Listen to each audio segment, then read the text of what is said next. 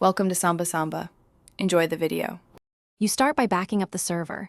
Copy resources, server, CFG, and any exports. Once done, enable verbose logging so you can capture the legacy crash hash with its exact timestamp and player actions. Next, extract the resource folder tied to that timestamp. Do not edit it yet, just copy it aside.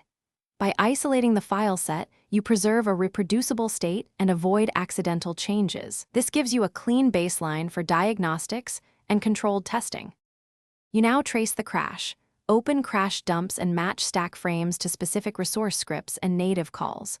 Once you identify suspects, spin up a local minimal server and reproduce the crash by enabling one resource at a time.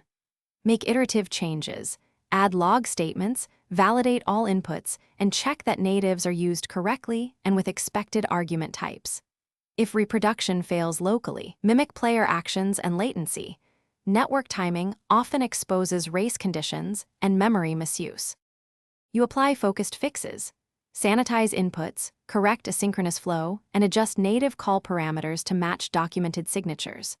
After changes, run stress tests with multiple clients and monitor memory usage, handles, and server ticks to confirm stability. Make sure to deploy to a staging instance first. If the crash persists, revert to your backup immediately, isolate the problematic module, and prepare a detailed report with logs, stack traces, and reproduction steps. That report will... Thanks for watching. Consider subscribing if we helped you.